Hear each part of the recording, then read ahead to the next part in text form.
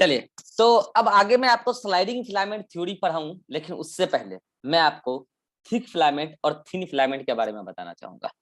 अभी याद करो, थोड़ी देर पहले मैंने आपको सार्कोमियर बताया था। अच्छा एक बार बताओ, अगर मुझे सार्कोमियर बनाना होगा, मैं साइड में बना रहा हूँ सार्कोमियर, मुझे बताना मैं सार्कोमियर का बाउंड्री किससे बनाऊं, जल्दी बताओ। बाउंड्री बाउंड्री दोनों साइड।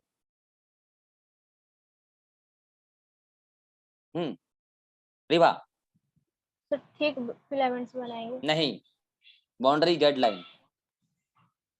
मुझे कभी कभी खुद पर हंसी आता है कि मैं कैसे बच्चों को पढ़ाता था, मैं कैसे बच्चों को पढ़ा रहा हूँ। ये सब इसलिए क्योंकि मैंने आपका पेमेंट ले लिया, अदरवाइज मैं ऐसे बच्चों को नहीं पढ़ाता हूँ। मैं ऐसे ऐसे बैचेज में पढ़ाया हूँ जहाँ मुझे रेस्पॉन्स धुआंधार मिलता था, लेकिन अभी किस्मत मेरा ऐसा है कि मैं ऐसे बच्चों को पढ़ा रहा हूँ। सब समय समय का बात है, मजबूरी है आपको पढ़ाना। बहुत ना मेहनत करने वाले बच्चे। ये जेड लाइन है, ठीक है।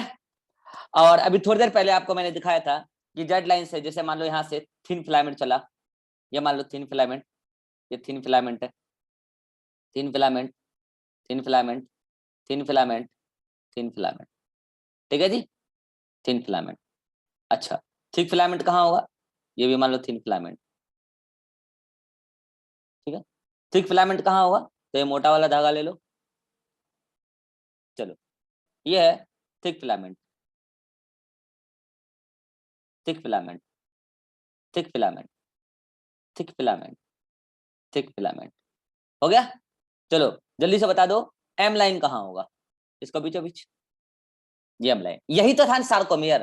अरे सार्कोमियर यही था ना, अभी थोड़ी देर पहले मैंने सार्कोमियर बताया था, यही ना पूरा सार्कोमियर है, ये पूरा सार्कोमियर है ना, जिसमें I/2, यहां से यहाँ I/2 का डिस्टेंस आया, सॉरी सॉरी सॉरी सॉरी, यहां से यहां तक का I/2 का डिस्टेंस आया, यहां से यहां तक का I/2 का डिस्टेंस आया, और ये पूरा A का डिस्टेंस आया।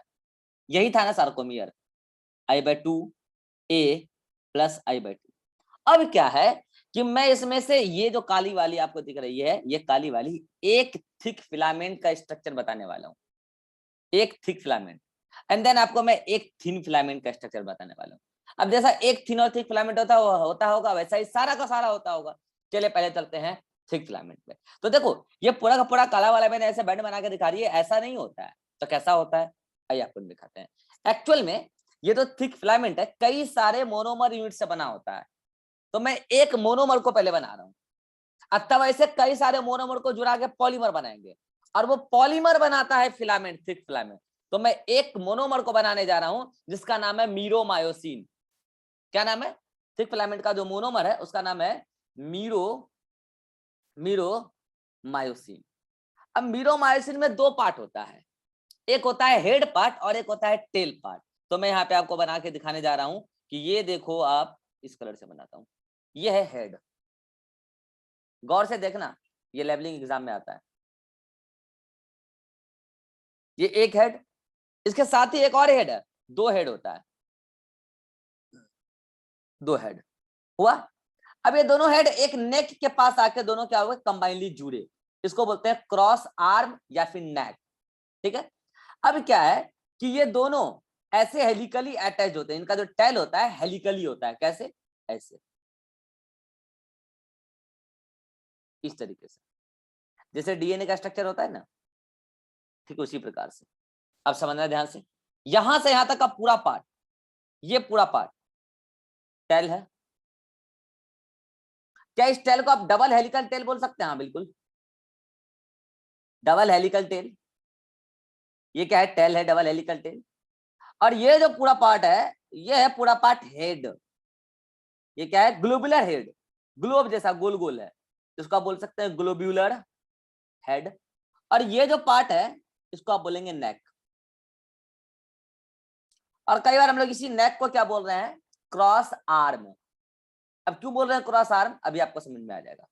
अब समझना ध्यान से, ये जो हेड है, हेड पे तीन खास चीजें होती है। एक तो क्या खास चीजें होती है, सबसे ऊपर में हेड का जो सबसे टॉप वाला पार्ट है, ये जो टॉप वाला पार्ट है, दोनों हेड पे एक एक पॉइंट, ये एक्चुअली बाइंडिंग साइट है। और किस चीज का बाइंडिंग साइट है, ये एक्चुअली एक्टिन बाइंडिंग साइट है। मुझे जल्दी से बताओ, एक्टिन प्रोटीन कहाँ होता है, थिन फिलामेंट या थिक फिलामेंट, अभी बताया हूं। क्या होता है? Thin filament. Thin filament. तो जो थिन फिलामेंट पर एक्टिन प्रोटीन होता है उसको बाइंड करने का साइट कहाँ है? थिक फिलामेंट के मायोसिन का जो हेड है, मीरोमायोसिन का जो हेड है वहां पे। तो क्या हो गया? Actin binding site. इसके साथ उसके जस्ट नीचे होता है एटीपी बाइंडिंग साइट। एक्चुअली क्या होता है, एक्टिन बाइंडिंग साइट के नीचे जो पूरा इलाका है, इस कलर से मैं दिखा रहा हूँ, ये जो पूरा इलाका है एक्चुअली ये एटीपेज एंजाइम है। ये क्या है? ये जो मैं आपको पूरा ये शेडेड एरिया दिखा रहा हूँ, ये एक्चुअली क्या है? एटीपेज एंजाइम है। ये क्या? पूरा एटीपेज एंजाइम। और आपको पता है ये एटीपेज एंजाइम तब एक्टिव होगा जब इसके साथ बाइंड करे या तो कैल्शियम या तो मैग्नीशियम +2 आयन। सेम दोनों काम करता है, या तो कैल्शियम या तो मैग्नीशियम जब एटीपेज के साथ बाइंड करेगा तो एटीपेज एंजाइम एक्टिव हो जाएगा। और वो जैसे ही एक्टिव हो जाएगा तो उसके ऊपर फिर बाइंडिंग साइट है, किसका? एटीपी बाइंडिंग साइट है। ये देख लो, ये क्या है? ATP binding site. यहाँ पे लिख दूं चलेगा? ATP binding site, ATP binding site. अब मैं सबका काम बता देता हूँ। देखो होता क्या है, नॉर्मली ये हेड ऐसे सोया रहता है, ऐसे ऐसे सोया रहता है। अब अगर इस हेड को उठना है, उठना क्यों आपको समझ में आ जाएगा थोड़ी देर बाद। अगर इस हेड को उठना है तो सबसे पहले कैल्शियम बाइंड करे एटीपेज के साथ, तो एटीपेज एंजाइम एक्टिव हो जाएगा। और उसके बाद फिर उस पे जो एटीपी बाइंडिंग साइट है वहां पे एटीपी बाइंड करेगा, और एटीपी बाइंड करेगा तो एटीपी का हाइड्रोलाइसिस होगा, ब्रेकडाउन होगा, तो उससे एनर्जी लिबरेट होगा। एनर्जी लिबरेट होगा तो हेड एक्टिव हो जाएगा और हेड खड़ा हो जाएगा, जैसे अभी मैंने डायग्राम में बनाया हुआ है। हेड खड़ा हो गया और आ गया, हेड एक्टिव हो गया।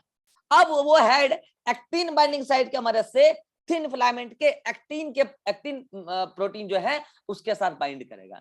इसका मतलब जो थिन फिलामेंट का एक्टिन प्रोटीन है उसके ऊपर मायोसिन बाइंडिंग साइट होगा, अभी दिखाऊंगा। उसके पास मायोसिन बाइंडिंग साइट होगा और इसके पास एक्टिन बाइंडिंग साइट है, तब तो दोनों जाके बाइंड कर पा रहे हैं। This is the structure of single meromyosin. ये डायग्राम आपको सिंगल मीरोमायोसिन का बनाया गया, single meromyosin, figure single meromyosin.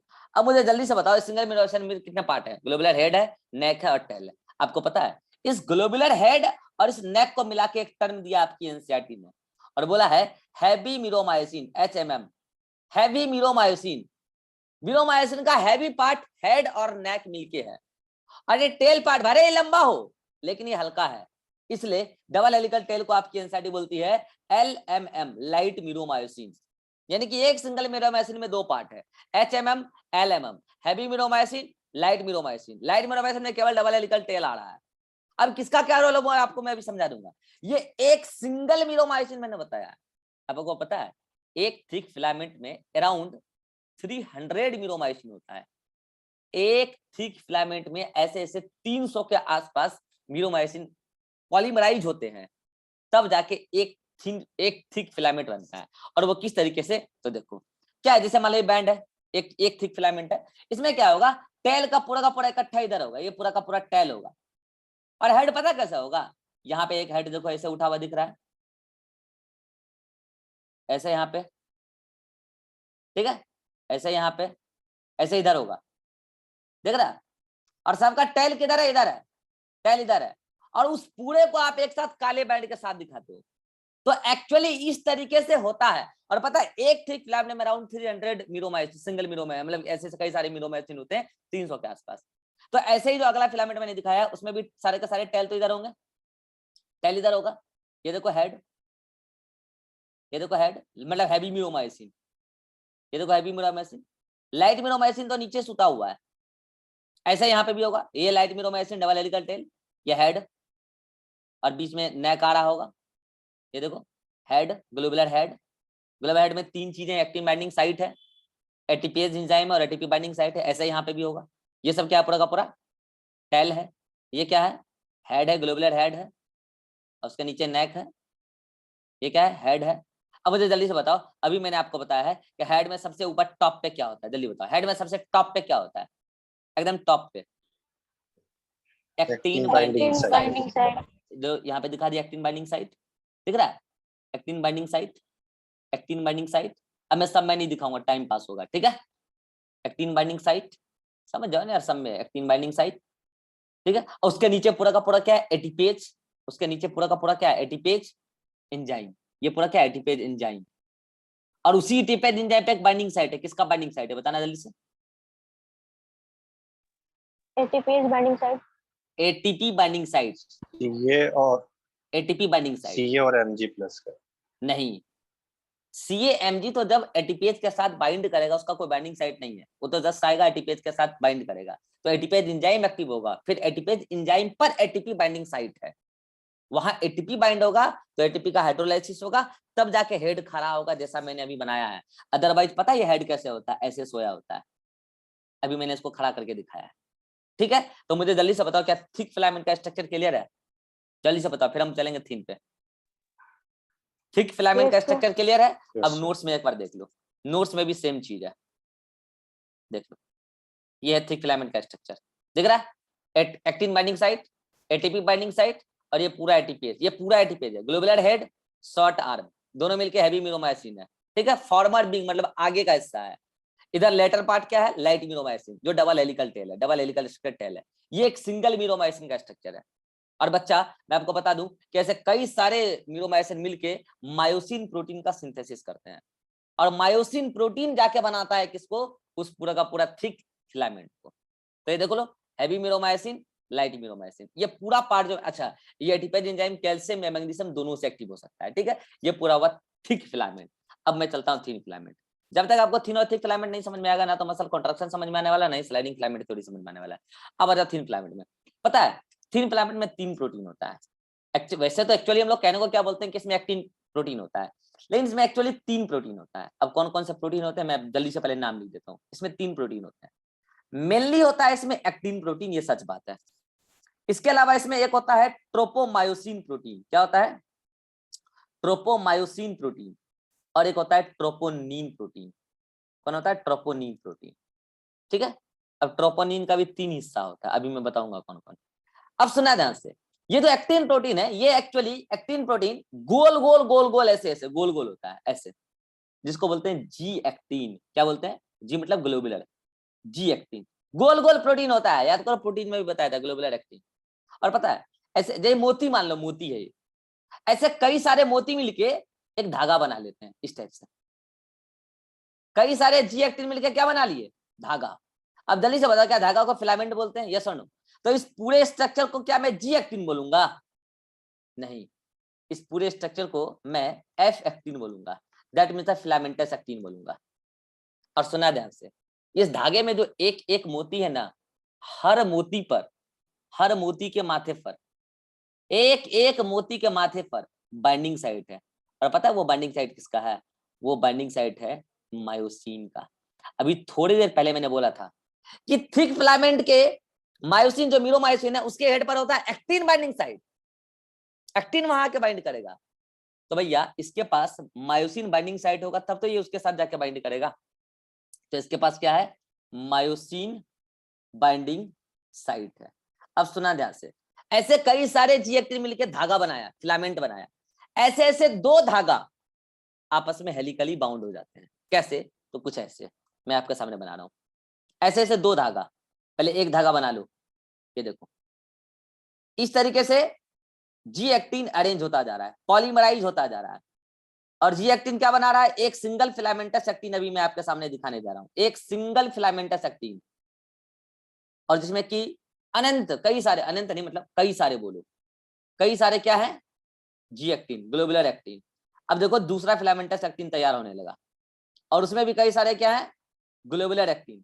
हर ग्लोबुलर एक्टिन के माथे पे क्या लगा हुआ है, बताना, हर ग्लोबुलर एक्टिन के माथे पे क्या लगा हुआ है,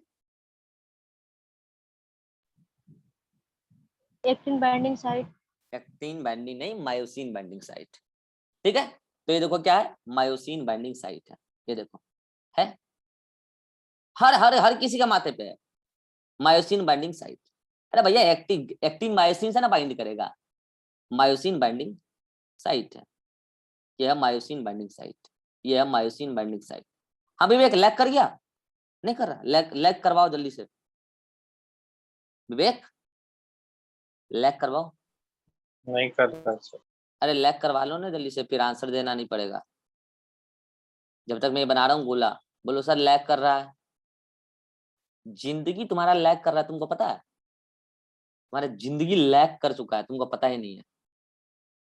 अब तुम अपने जीवन का आखिरी ख्वाहिश सब पूरा जल्दी जल्दी पूरा कर लो, क्योंकि तुमको बनना तो चपरासी ही है। चपरासी बन के ख्वाब पूरा नहीं होता है, जरूरतें पूरी हो पाएगी उसी में आप करते हैं। ठीक है, चलो। तो ये पूरा का पूरा एक जो मैं काला वाला दिखा रहा हूं, ये क्या है, G-एक्टिन है। ये G-एक्टिन है। अगर मैं इस पूरे को ऐसे करके लेवलिंग दिखाऊं, इस पूरे को, मतलब कि मैं इसकी पूरी बात कर रहा हूं, तो वो क्या, बताओ जल्दी से। F-एक्टिन है। F-actin, बहुत अच्छा, F-एक्टिन है। ठीक है, तो मुझे बताओ क्या एक F-एक्टिन एक इधर भी है?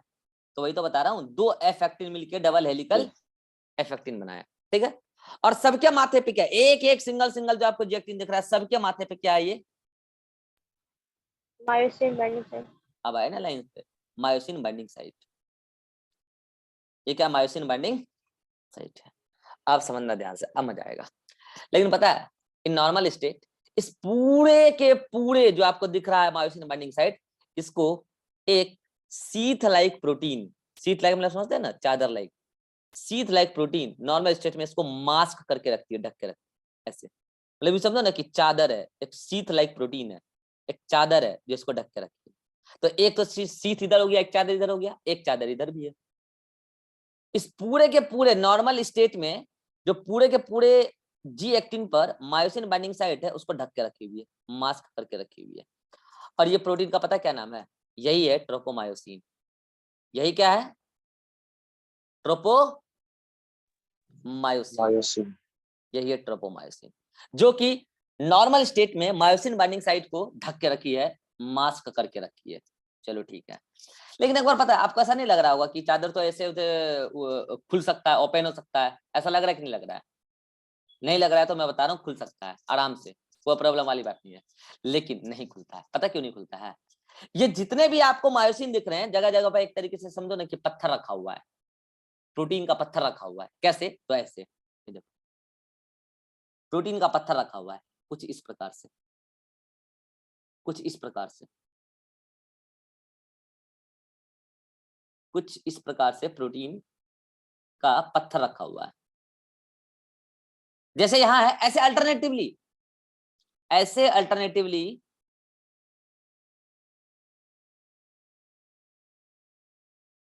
अरे यार ये क्या हो रहा है, इससे अच्छा तो मैं गोल गोल ऐसे ही बना लूंगा।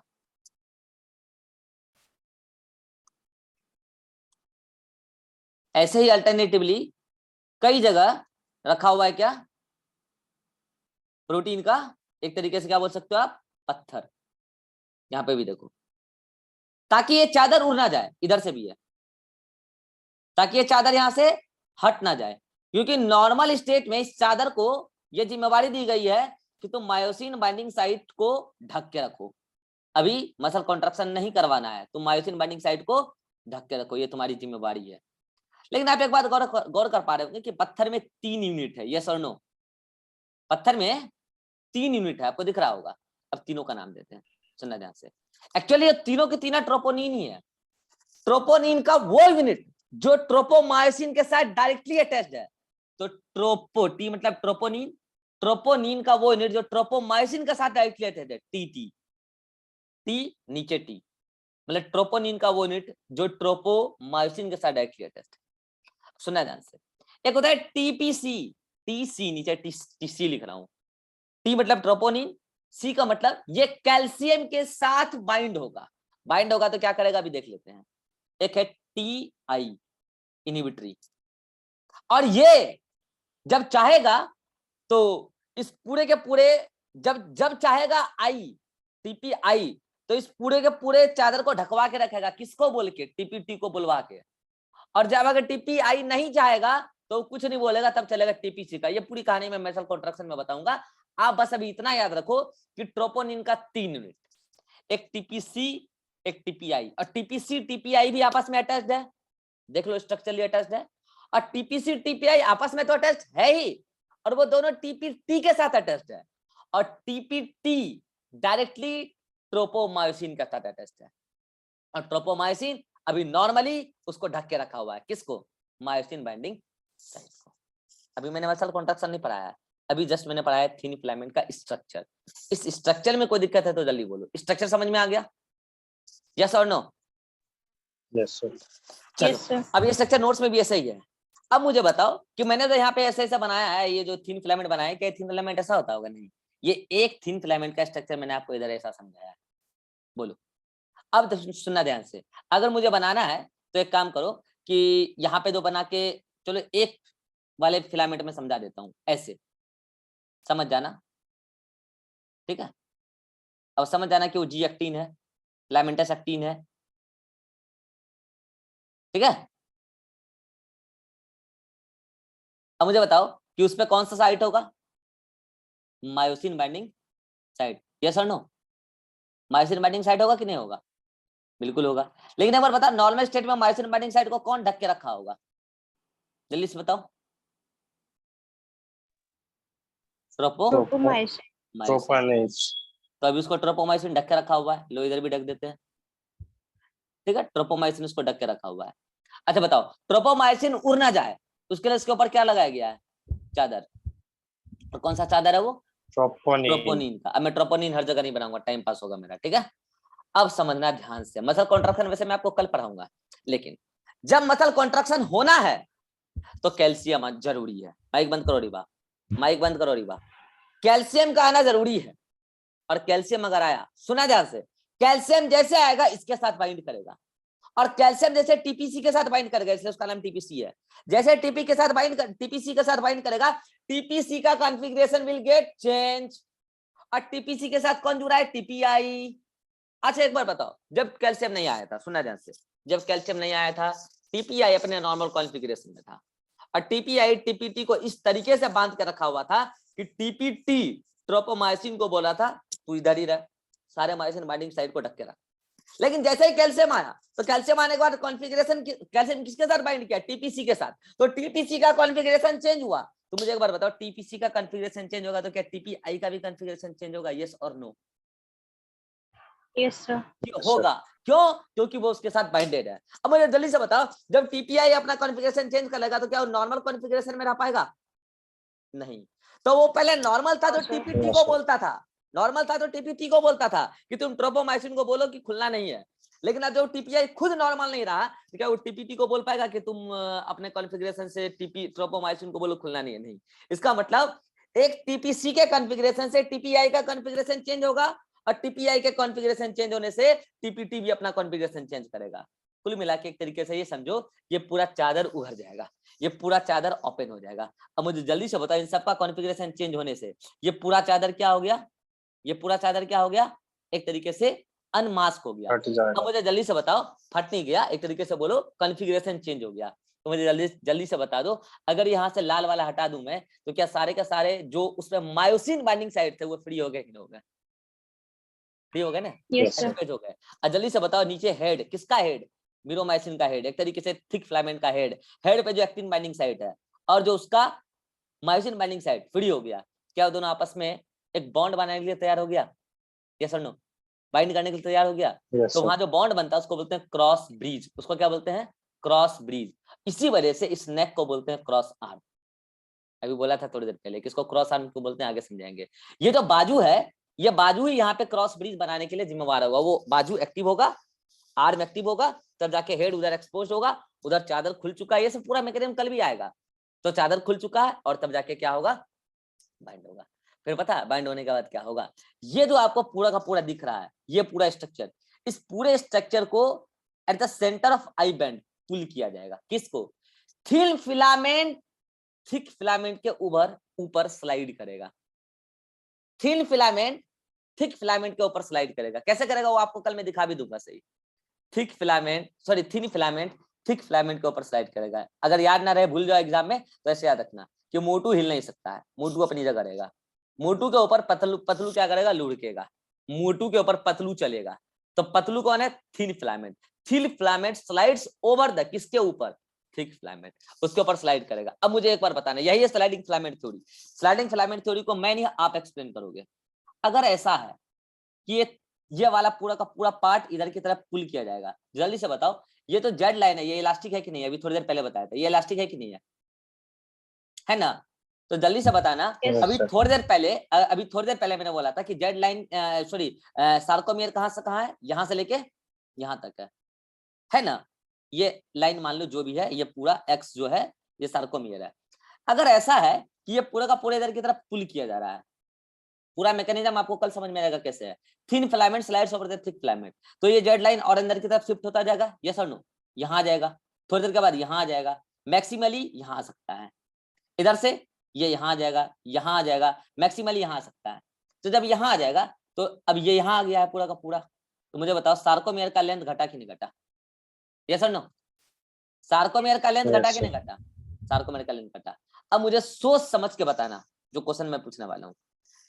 ड्यूरिंग मसल कॉन्ट्रैक्शन, ये बात सच है, thin filament slides over the thick filament, length of sarcomere will reduce, length of I band reduce, increase और रिमेन्स अनचेंज्ड।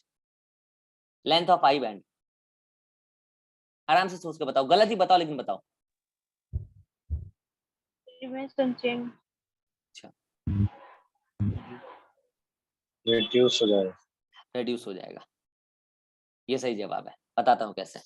एक बात बताओ, ये रिभा अगर ये आगे इधर स्लाइड करता जा रहा है तो पहले आप आई बैंड यहाँ से यहाँ I/2 बोल रहे थे ना, यस और नो, इतना को I/2 बोल रहे थे ना, तो ये यहाँ से बोल रहे, अब ये आगे जाता जा रहा है, तो ये जब यहाँ आ गया तो भैया ये पूरा एरिया तो गायब ही ना हो गया, I/2 तो बस I/2 में बस इतना को बचा, I/2 में माइनस कर दो इतना को बचा, तो I band reduce remain unchanged, बोलो। आई बैंड हाँ इंक्रीज हो जाएगा फिर, हाँ इंक्रीज हो गया, गजब का बात कर रही हो यार। नहीं रिड्यूस, दबाव में रिड्यूस नहीं बोलना है, कंसेप्ट से बोलना है। भाई साहब आप लोग क्या है ना, मैंने आपको क्या बोला थोड़ी देर पहले, मेरा किस्मत खराब है, मैं कैसे बच्चों को पढ़ा रहा हूँ, मेरा ये लेवल ही नहीं है भाई साहब। भाई साहब क्या बोलूं, छोड़ो यार, तेरे बस का नहीं, रिकॉर्डेड देखना दोबारा, ठीक है। रिड्यूस होता है, याद रख लो, रिड्यूस होता है, पढ़ोगे तो समझ में आएगा, रिड्यूस होता है, ठीक है। तो ठीक इसी प्रकार से इधर से भी क्या हो रहा है, ये आगे की तरफ इधर स्लाइड कर रहा है, ठीक है। तो क्या होगा, ये धीरे धीरे रिड्यूस होता जा रहा है। तो पहले इतना था I/2, यहाँ से यहाँ तक था, यहाँ से यहाँ तक था, अब रिड्यूस होते होते होते मामला यहाँ तक आ गया, यानी कितना एरिया गायब हो गया, जेड लाइन पूरा का पूरा शिफ्ट हो रहा है ना, तो इधर क्या आ गया, इसका मतलब I/2 में घटोतरी आ गया, मतलब कि एक तरीके से कमी आ गया। तो एक तरीके से आप बोल सकते हैं कि सार्कोमियर का लेंथ घटता चला गया क्योंकि आई बैंड घटता चला गया।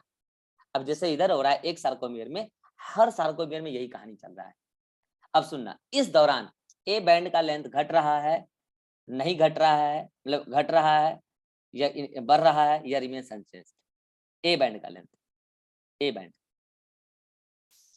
आराम से सोच के बताओ। रिमेंस सेम ही होगा। हाँ रिमेन्स अनचेंज्ड, Same ही ए होगा। बैंड रिमेन्स अनचेंज्ड, क्यों? क्योंकि ये जेड लाइन मैक्सिमली कहाँ आ सकता है, ये जेड लाइन मैक्सिमली इस थिक फिलामेंट को टच कर लेगा, उसके बाद थोड़ी ना आगे जा सकता है। तो ए बैंड तो जितना पहले था उतना अभी भी है, ए बैंड तो जितना पहले था उतना भी है, ए बैंड रिमेन्स अनचेंज्ड। चलो नेक्स्ट लाइन, मुझे एक बात बताओ, जब ये इधर की तरफ पुल किया जा रहा है तो क्या ये थिन फिलामेंट इधर आगे की तरफ शिफ्ट करता जा रहा है, यस और नो? देखो थोड़ा सा शिफ्ट किया तो ये कहाँ आ गया, पीला वाला यहाँ आ चुका है, फिर ये और आगे शिफ्ट किया तो ये और इधर आ गया, ऐसे वो भी इधर आ रहा है। तो मुझे एक बार बताओ, ये सारे के सारे जो थिन फिलामेंट हैं क्या ये एच जोन में एंटर करते जा रहे हैं, यस और नो? क्या ये एच जोन में एंटर करते जा रहे हैं? और Z line, yes sir. Z line A band की तरफ पुल होता जा रहा है। तो एक बार बताओ, ऑन मैक्सिमम कॉन्ट्रैक्शन ऐसा होगा कि H zone becomes disappear, yes और नो? जब मैक्सिमम कॉन्ट्रैक्शन हो चुका होगा तो जेड लाइन थिक फिलामेंट को टच कर चुका होगा, और जो एच जोन में जहां थिन फिलामेंट नहीं था वहां थिन फिलामेंट आ चुका होगा। तो on maximum contraction H zone becomes disappear. तो अब जल्दी से बताओ स्लाइडिंग फिलामेंट थ्योरी से क्या क्या स्टेटमेंट सामने निकल के आया। According to sliding filament theory statement क्या है, thick filament slides over thin filament या thin filament slides over thick filament? Thin filament slide over thick, thin filament slides over thick filament. तो इस थ्योरी के अकॉर्डिंग क्या क्या statement सामने आ रहा है, the length of I band will reduce and due to this the length of sarcomere will reduce. इसलिए बोला है सार्कोमियर को स्ट्रक्चर फंक्शन कैसे कॉन्ट्रैक्शन, तो सारी बात आपको कल समझ में आएगी। Length of I band will reduce, length of sarcomere will reduce, length of A band will remain same and on maximum contraction H zone becomes disappear। अब एक सवाल का जवाब बता दो बस, आपको इतना बात अगर समझ में आ गया, the length of thin filament and thick filament reduce, increase or remains unchanged?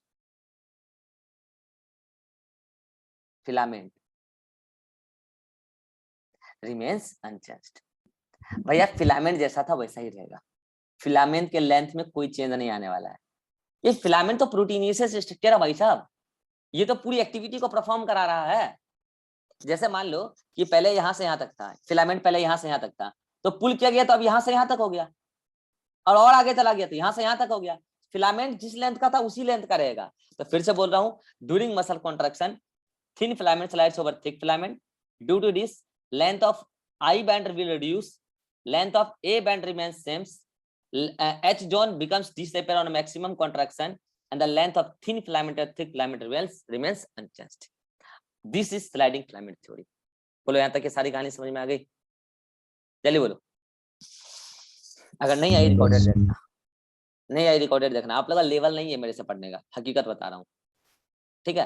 तो ये सारी थ्योरी है जो मैंने उधर पढ़ा है, वही चीज इधर लिखी हुई है, यहाँ तक आप एक बार पढ़ लेना, यहाँ तक, ठीक है। देन उसके बाद कल वाले लेक्चर में मैं आपको पढ़ाने वाला हूँ मसल कॉन्ट्रैक्शन का मैकेनिज्म। अभी छुट्टी नहीं हो रही है, अपनी 9 बजे तक क्लास है, अभी मैं आधे घंटे का रेस्पिरेटरी सिस्टम का क्लास दूंगा, ठीक है, अगले मीटिंग में। यहाँ तक पढ़ लेना, और एनसीईआरटी में कहाँ तक पढ़ना है वो बता रहा हूँ। पढ़ाने में तो मुझे मजा आता था, लक्की और निधि को जब मैं पढ़ाता था भाई साहब, फटाफट फटाफट रिस्पॉन्स आता था। वो दिन चले गए, आप लोग को पढ़ा के मुझे लगता है कि मैं किस नरक में आ गया हूँ, पता नहीं किसको पढ़ा रहा हूँ ना रेस्पॉन्स, जिंदा लोग है नहीं, सब मरे मुड़े इधर उधर से उठ के आए हैं सब, ना कोई कंसेप्ट है, ठीक है, कंसेप्ट नहीं, इसमें कोई दोहराया नहीं है, क्लास में एक्टिव हो नहीं रहता है सब बच्चा, कहाँ से आया पता नहीं, इसको मैं पढ़ा रहा हूँ। चलो कोई नहीं, थोड़े दिन की और बात है। आप लोग का लेवल नहीं है, एक बात है, आप लोग का लेवल नहीं है पढ़ने का, पढ़ने वाले हैं नहीं आप लोग।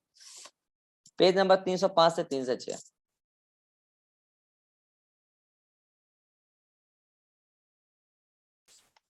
यहाँ पे 304 पे क्या करना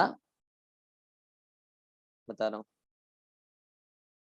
कि जो लास्ट पैराग्राफ है ना, लास्ट पैरा से पढ़ना शुरू करना फिर से, और 306 पे हेडिंग नंबर 20.2.2 के ऊपर तक पढ़ लेना, ठीक है, इतना पढ़ लेना। और देन कल पढ़ाऊंगा mechanism of muscle contraction and relaxation, and then उसके अगले क्लास में मसल वाला चैप्टर खत्म हो जाएगा, ठीक है। चलिए मिलते हैं, 5 मिनट का ब्रेक दे रहा हूं, उसके बाद मिलते हैं रेस्पिरेटरी सिस्टम के लिए, ठीक है।